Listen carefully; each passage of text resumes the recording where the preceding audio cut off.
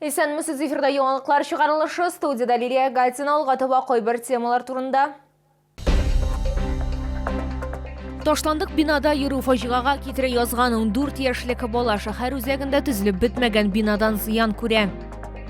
Ризыклар ши, салкын һәм кырым. Шулда укучыларның ата-аналары белем бирү учреждениеләрендә туклану сыйфатыннан канәгать түгел. Үз-үзеңне һәм белемеңне тикшергән шулда Junior Skills конкурсы дәвам итә.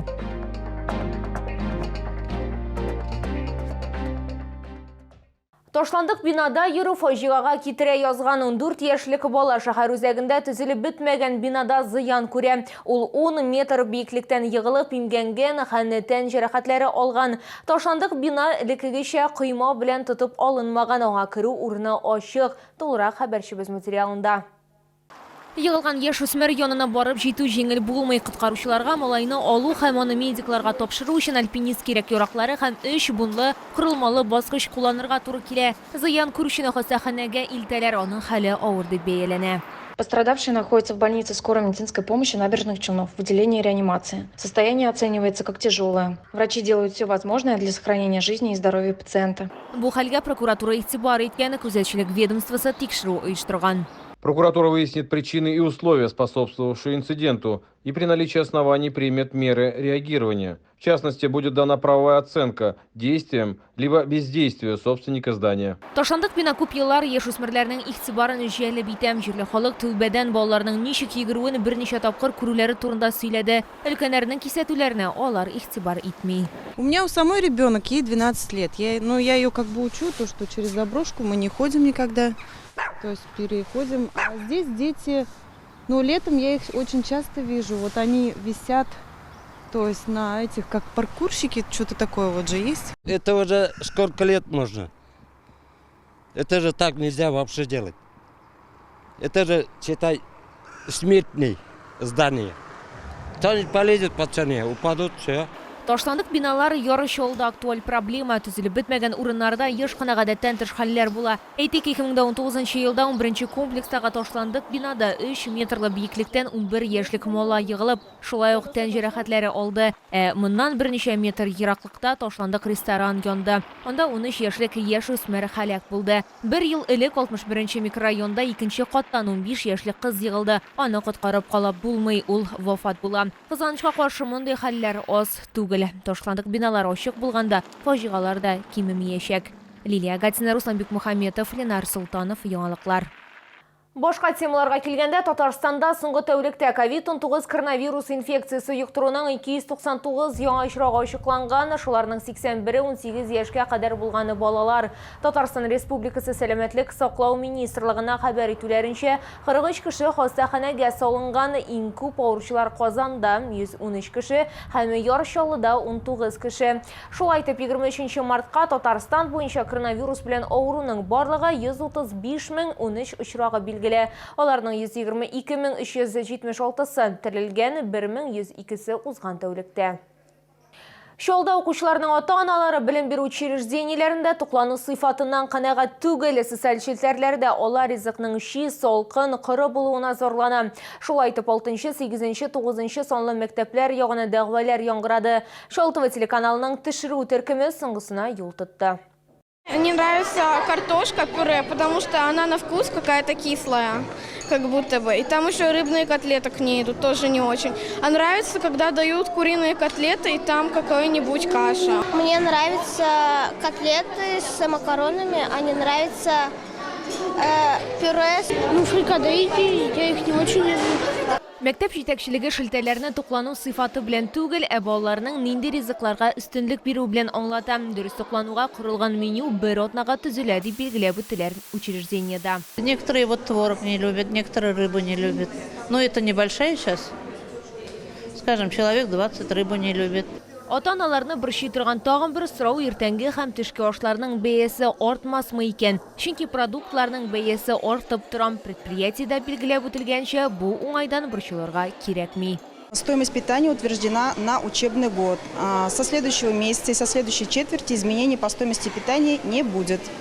а запасов на комбинате хватает на двухмесячный срок. То есть до конца учебного года мы обеспечены всеми продуктами питания. Запас туплау таләп ителми. Берничә айдан мәктәп укучыларының җәйге каникуллары башлана. Мәктәп туклануында товарларга кытлык юк дип ышандырдылар. 80%-тан артык тәэмин итүчеләр, җитештерүчеләр, эшкәртүчеләр республиканыкы.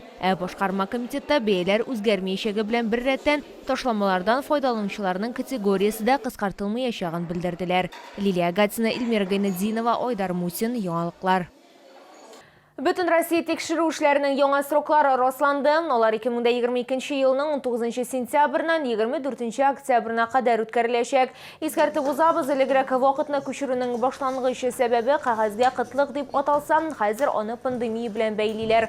Россия Федерациясе сәламәтлек саклау министрлыгы коронавирусның яңа дулкынын 2022 елның март һәм апрель айларында көтә. COVID-19 авыруы әле бетмәде дип саный белгечләр.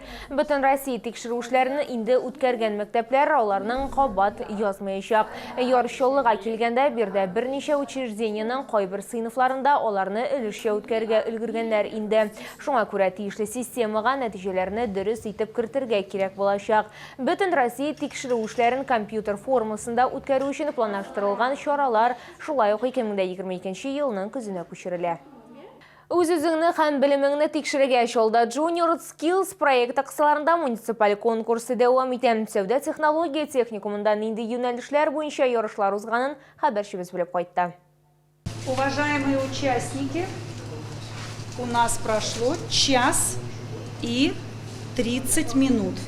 Эшне башкаруга барлыгы 3,5-4 сәгать вакыт бирелгән. Бу вакыт эчендә бер юлы берничә бурычны үтәргә кирәк. Шуларның берсе икмәк пешерү. Елена Юнусова Junior Skills региональ чемпионатында 2нче ел рәттән катнаша. Моңа кадәр ул 2нче урынны алган. Я выбрала этот конкурс, потому что считаю, что это большая возможность проявить себя и понять, нравится ли эта деятельность себе, потому что я в 8 классе и стоит уже выбирать дальнейшую деятельность. Я участвую в этом конкурсе уже второй раз. В прошлом году я заняла 2 место. Вот сейчас опять пробую. Икмәк пешерү компетенциясендә 9 мәктәп катнашты. Конкурсантлар арасында егетләр дә бар. Катнашучыларның яше 14-тән 16 яшькә кадәр.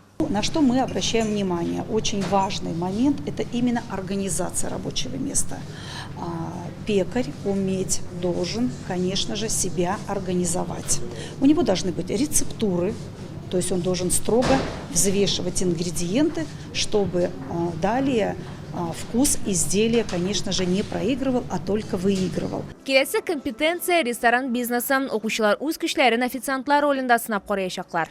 Каждый модуль, он как бы своеобразный, у каждого очень большие критерии. У нас есть оценка judgment и есть оценка объективная. Да? Объективно это 3 эксперта, значит, нечетное количество экспертов, в данном случае 3, они оценивают уже согласованно вместе.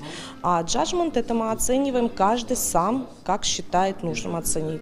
Junior Skills укучыларга үзләрен төрле һөнәрләрдә сынап карарга мөмкинлек бирүче бәйге. Кемгәдер ул булачак эшчәнлек өлкәсен сайларга да ярдәм итә.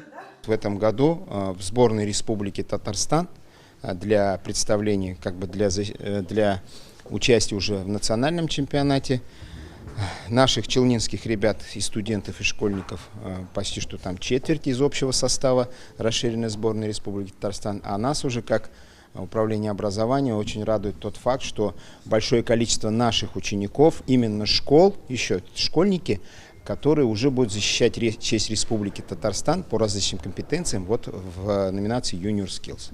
Катнашучылар арасында иң яхшылары Казанда узачак конкурсның республика этабына финалына юл тотачак. Лилия Гатина, Кирилл Хабзей, яңалыклар. Бу сезгә җиткерәсе соңгы мәгълүматыбыз иде. Мин Лилия Гатина сүзең белән сау булашам. Игътибарыгыз өчен рәхмәт.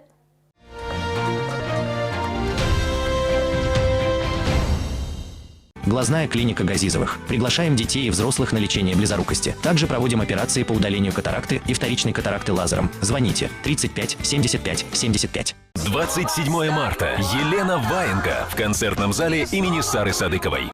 Школа Сахаджи-йоги приглашает на бесплатные занятия. Пробуждение духовной энергии кундалини, диагностика и балансирование своих энергетических центров, обучение медитации. Автозаводский проспект 2202. За ДК КамАЗ. Футбол вернулся! 20 26 марта в 16:00 футбольный клуб КамАЗ приглашает всех на матч против команды «Акрон». Город Тольятти. Вход на стадион свободный. 0+.